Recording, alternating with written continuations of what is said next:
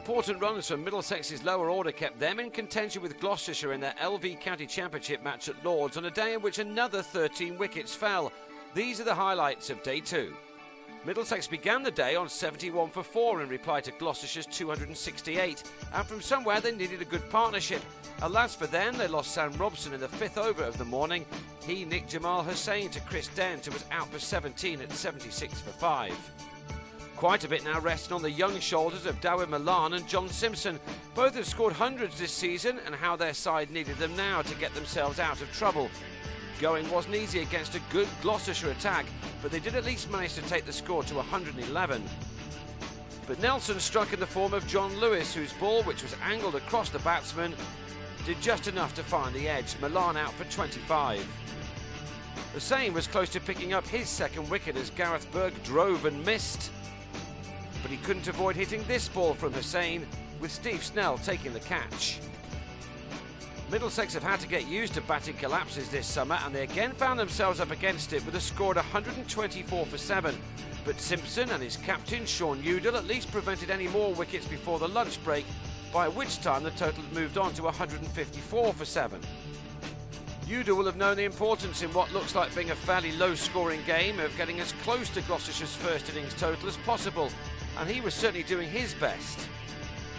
Visitors must have lunched well, because on the restart James Franklin had Simpson caught by Snell off an outswinger for 43. At 157 for 8, they were still 111 runs behind. Udal was still up for the fight and launched the Kiwi bowler over fine leg off the top edge for 6. And he then went to his 50, the first for him this season, but the 34th of his long career. It had taken him 72 balls. Tim Murtagh also frustrated the Gloucestershire bowlers as the 200 was reached. Then the final 2 wickets fell in successive overs. Udal pulled Steve Kirby to Kadir Ali, standing right on the ropes for his 4th wicket. The skipper out for 55. And Danny Evans nicked Hussain behind for 1. Middlesex all out for 203 to trail by 65, and it was game on. That was even more the case when Kadir Ali fell cheaply, driving over the top of a ball from Ian O'Brien as he added to his 7 wickets from the first innings. Chris Dent got the innings moving in the right direction, but the wickets continued to fall as John Batty was well caught by Andrew Strauss off Evans for 22. Gloucestershire had started badly and were on 31 for 2.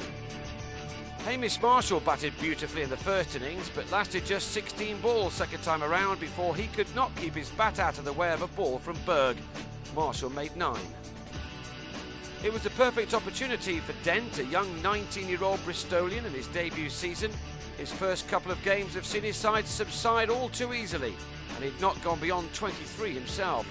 But he soon had a new career best as he and his captain Alex Gidman, who rode his luck at times, added 38 for the 4th wicket. Wickets have never been far away, and both of these two fell in the space of 3 overs. Dent drove at a wide ball from Evans and was caught at the wicket for 42. And 4 runs later, Gidman was adjudged to be leg before to Murtagh for 23. Gloucestershire had slipped to 100 for 5 to lead by 165, and the last hour of the second day was going to be crucial. Gloucestershire started it well enough as Franklin and Chris Taylor managed to find the boundary on a couple of occasions. But the day ended with Middlesex taking more wickets. Franklin was also leg before to Murtagh for 11 at 118 for 6. And then Snell was out to the first ball he faced, completing a miserable match with the bat for him. He'd faced only 3 balls and been out twice without scoring a run. Lewis and Taylor, though, did really well as they battled out the final half hour to see their side through to 139 for 7 at the close. Both sides have lost all of their LV County Championship matches so far, so it will come down to who can hold their nerve on day 3, with Gloucestershire in the lead by 204 runs.